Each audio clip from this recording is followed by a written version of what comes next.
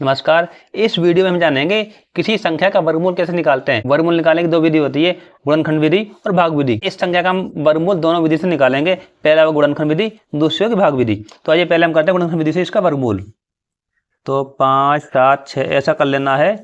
हम इसके बनाएंगे फैक्टर इस तरह से।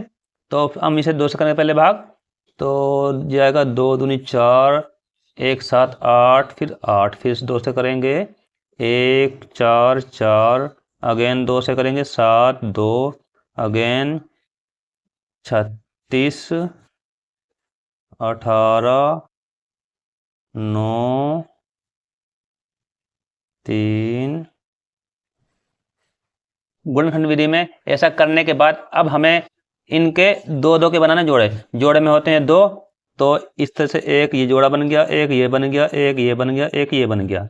ओके, तो अब जोड़ा बनाने के बाद हम इसमें से एक अंक उठाएंगे। जैसे पहले वाला है, इसमें से हम उठा लेंगे ये 2, दूसरे में से एक 2 उठा लेंगे, फिर तीसरे में से भी 1 2 उठा लेंगे, इसमें से 1 उठा लेंगे,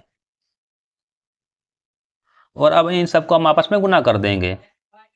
2 दूनी 4, 4 दूनी 8, 8 तिया 24। तो दी गई संख्या का जो गुण हमारा वर्गमूल आया है वो है 24। तो हम ऐसे कर सकते हैं, यहाँ पर 5 7 6 576 का वर्गमूल आया 24। याद रखना वर्गमूल हमेशा प्लस और माइनस में ही निकलता है। ओके, तो इस प्रकार से हम इसका निकालेंगे गुणनखंड विधि से वर्गमूल। दोबारा समझ लीजिए, पहले हम बनाएंगे इस तरह से गुणनखंड, उसमें दो दो के बनाएंगे जोड़े। तो पहले जोड़े में 2 हो गए हैं, तो इन 2 को 2 में से एक अंक यहाँ लिख लेंगे, अगले का 2, इसमें भी 2 है, इसका 1 उठा लिया, इसका भी 1 उठा लिया, इसका भी 1 उठा लिया, इन सबको गुना कर लिया। और एक बात ध्यान रखना, अगर किसी का जोड़ा नहीं बनता है तो वह संख्या पूर्ण वर्ग नहीं होगी, याद रखना। अब निकालते हैं भाग विधि से वर्गमूल। तो इसमें हम इस तरह से लिख लेंगे और इसे ऊपर से लाइन डालनी इस तरीके से। ओके, उसके बाद आपको इधर से चलना है और 2 अंकों को बनाना जोड़ा। 1 2 2 अंकों यहाँ पर जोड़ा कर लिया। इधर अगर और अंक होता हम इनका जोड़ा बना लेते, लेकिन यहाँ पर ये अकेला ही है तो इसे रहने दो। ओके, उसके बाद अब यहाँ पर एक ऐसा अंक आपको लेके आना है और उसे उसी से गुना करना है, यानी उसका वर्ग करना है। और हमें ये वाला जो अंक है इतना या उससे छोटा लाना है। हम रखते हैं अगर 1, तो 1 से गुना करेंगे तो आएगा 1। रखते हैं 2, तो 2 को 2 से गुना करेंगे आएगा 4। रखते हैं 3, और 3 से गुना करेंगे तो आएगा 9। तो 9 से बड़ा हो गया, ये आ गया 4। तो इसके नीचे लिखेंगे हम 4 लिख देंगे। हमने लिया था 2 से गुना किया था। ठीक है, अब करेंगे घटा, नीचे लाइन डाल देंगे, घटा करेंगे तो बचेगा 1, ऊपर से 76 को उठा नीचे रख देंगे। आगे देखो, ये लाइन डाल देनी है। अभी इसका जो वर्ग किया था, मतलब इस संख्या को इससे गुना किया था, उठा के इसके नीचे लाओ और उसे जोड़ दो, बन गया है 4। अब यहाँ पर ध्यान देना है कि हमें इसे कैसे गुना करना है। 4 के साथ अपन को कोई एक ऐसा अंक लगाना है, उसी से गुना करना है, और हमें लाना है 176। मान लीजिए ये है 4, हमने इसके बगल में रखा 1, संख्या बन गई 41, तो उसे हम 1 से गुना कर देंगे।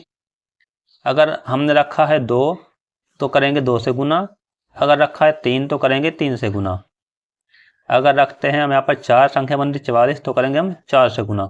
आइए देखते हैं कि हमारा ये 176 कितने से गुना करने पर आता है।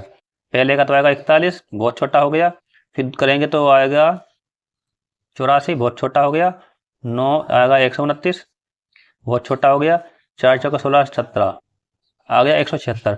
कब हमने अब यहाँ पर 4 रखा था, संख्या बनी हमारी 44, तो इस 4 को रखेंगे यहाँ, संख्या बन गई 44।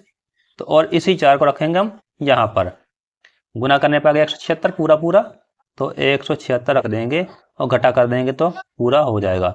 तो यहाँ पर हमारे जो ऊपर आता है वो होता है वर्गमूल।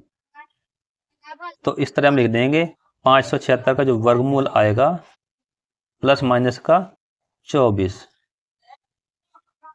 आंसर आ गया है। ठीक है, तो अब देखो, इस सवाल को हमने बिल्कुल छोटी जगह में कर लिया है, लेकिन इसके लिए हमें ज़्यादा जगह की जरूरत पड़ी है। अगर ऊपर जो संख्या बड़ी होगी, अगर आप इस विधि को अपनाते हैं, गुणनखंड विधि को, तो सवाल लंबा होता जाएगा। और अगर आप भाग विधि से सीख ले तो सवाल, तो संख्या कितनी ही ज़्यादा बड़ी हो, छोटी सी जगह में सवाल आपका जल्दी सॉल्व हो जाएगा। तो आशा करता हूँ आपको अब ये सवाल समझ में आ चुका होगा, किसी संख्या का वर्गमूल कैसे निकालते हैं गुणनखंड विधि से और भाग विधि से। अब मिलते हैं हम एक दूसरी वीडियो में।